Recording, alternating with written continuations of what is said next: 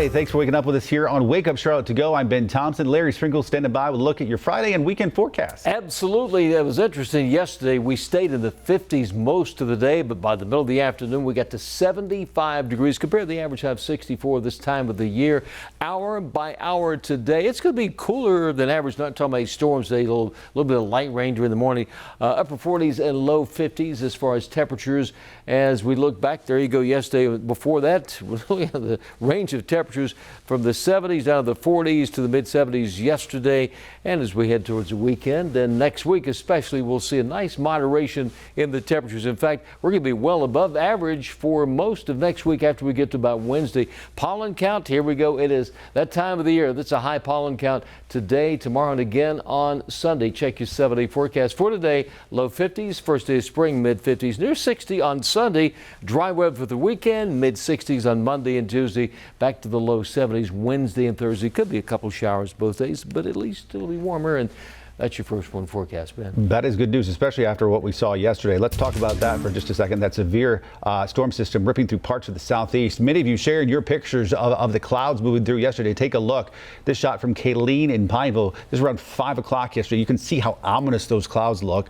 Jake sent us video from his backyard, specifically his backyard pool, where you can see in some of these shots the hail coming down, splashing into the pool. We're seeing more serious conditions in parts of the Carolinas.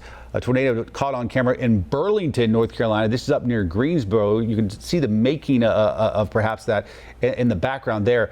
Down trees and power lines causing big issues in that area this morning. As daylight comes, a lot of work to do there.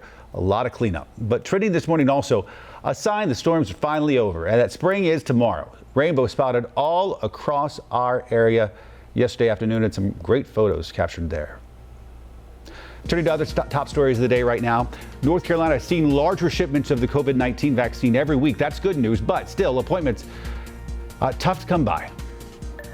Good Friday morning to you. I'm Billie Jean Shaw. As the number of COVID cases continue to decline in Mecklenburg County, so are the number of people getting the vaccine. According to county health department officials, out of 1.1 million people who live in Mecklenburg County, just under 15% have been vaccinated. Now, partly that's due to a short in supply, but officials say they do expect more vaccine supply coming in April.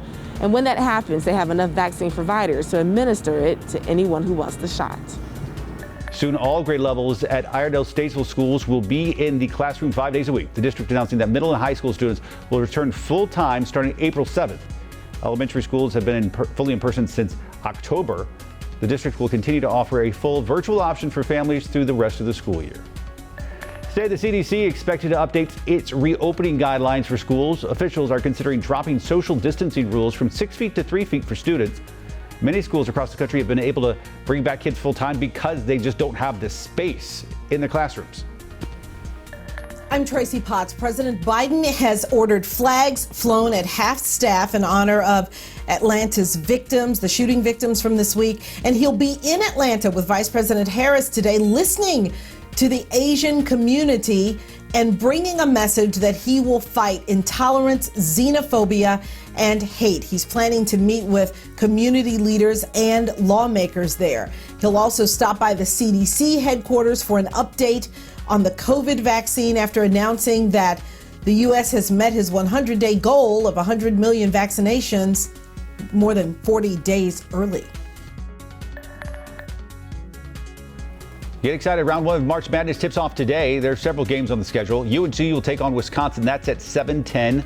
After that, Clemson will play Rutgers. All the games being held in Indianapolis. Time now to connect the dots when we make the news make sense. More and more people getting vaccinated. In fact, today we are expected to hit 100 million vaccinations here in the U.S. It's a big milestone. But we're also learning that there's one newborn who's way ahead of the game. Doctors say a baby in Florida might have some immunity to COVID-19 thanks to her mom. Let's connect the dots. Doctors say the Florida mother is a frontline healthcare worker who received her first dose of the Moderna vaccine when she was 36 weeks pregnant. 3 weeks later, she gave birth to a healthy baby girl with COVID-19 antibodies.